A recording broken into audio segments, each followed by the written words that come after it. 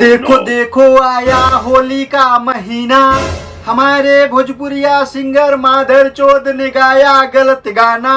आपका भाई मनीष राजपूत ने स्टार्ट किया उन्हें पेलना। ए सार कैमरामैन का लगा हमारे देखत बाड़े तो बता, हम भोजपुरी सिंगर बने लायक बाटी की ना? ए भैया जी तू हमारा नाच काटे लायक बाटा। हेलो भैया, नमस्कार, अस्सलाम वालेकुम। भैया आप सब कैसे बानी? उम्मीद करत बानी कि आप सब बहुत ही अच्छा हो, और अच्छा भी काहे ना हो। आप सब कहें कि लविंग रोस्ट छोटा सा यूट्यूब चैनल की तरफ से आप सबके खुशहाल जिंदगी के 24 आवर्स कामना करत बानी। तो चला भैया स्टार्ट करल जा बिना कोना खोदा खोदी के आज के बकचोदी के।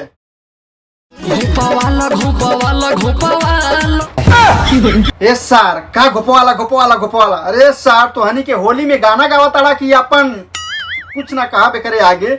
होली में तो हनी गाना गावा तड़ा कि बिया बनावा तड़ा, थोड़ा हमरा के ई बतावा। अरे सार जइया हम घोप देम ना तो ये तोर दोनों गणिया फाट के छितरा जाई। करे कैमरामैन सही कहली ना? ए भैया जी अभी तो हमार छितरइले बा।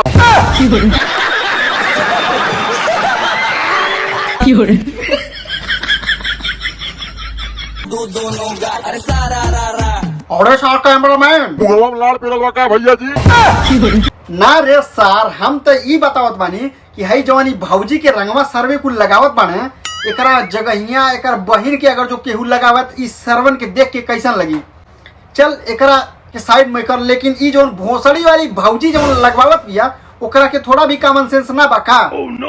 उ भोसड़ी वाली भौजी रंग लगवावत बिया कि दांत मजवावत बिया, वहां तक तो ठीक बा जोन, लेकिन हई जोन मजवैले भैया। ए सार कैमरामैन इससे ज्यादा हम कुछ ना बोलब, कट कर नेक्स्ट वीडियो लगा।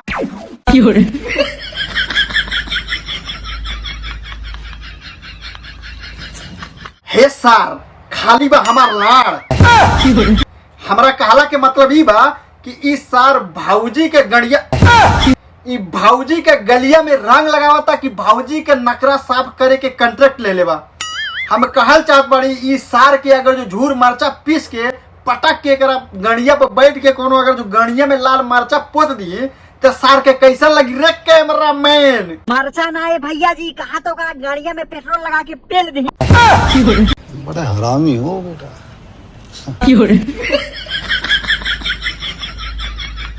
देखा इस सार हितवा भौजी के गाड़ी बुरी मतलब भौजी के मुंह में रंग रगड़ला के बाद ऐसा भागता जैसन इस सार हितवा के कोनो मुख्यमंत्री के पोस्ट मिल गए।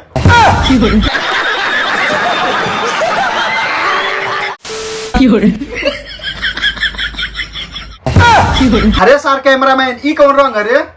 अरे सार कैमरामैन बच के रहिए भैया, आप सब भी बच के रह। आप कहें कि भौजी लोग होली में गाय भैंसी के गोबर के साथ गाय भैंसी के मूत के मिक्सर मिला के फेंके लिसन। काहे कि हम ई कैमरामैन के साथ हो चुकल बा, ओकर हम अब बीती आप सबके साथ शेयर करता नहीं। उम्मीद कर कि कबो न कबो आप सबके साथ भी ऐसा भइल होई, तो काहे ना अब की होली बच के रहम। मालूम है तेरे बाप को मत सिखा। धीरे धीरे डाल रंग चोली में। आय हाय मुर्गा डांस रुकल काहे बाड़े रे सारे? भौजी कहत बिया कि चोली में रंग डाला तो सर ते भौजी का ढोड़ी काहे पकड़ ले बाटे? ये भौजी एकरा के मना करा ना तो हम देखा थी 2 मिनट तक और ऐसा पकड़ ले रही ना तोरा के, तो थोड़ा देर के बाद गड़ियों में हाथ डाल दी। ये सर जब तोरा के भौजी कहत बिया कि चोली में रंग डाल तो सर का मुर्गा डांस चिकन लेग पीस जैसा शरीर लेके मुर्गा डांस का करत बाड़े? ला रंग जल्दी से भौजी के डाल, भौजी के डलवाला के बहुत जल्दी बा।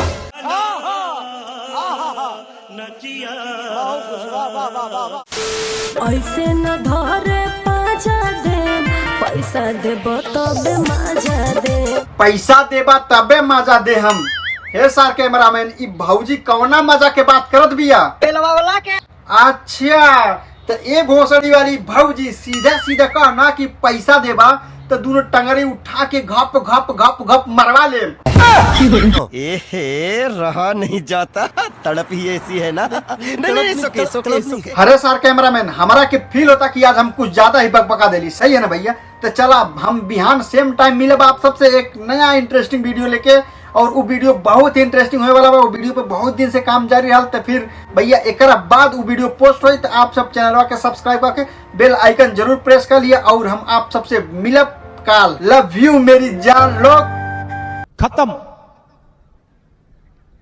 By bye, tata, goodbye, Gaya.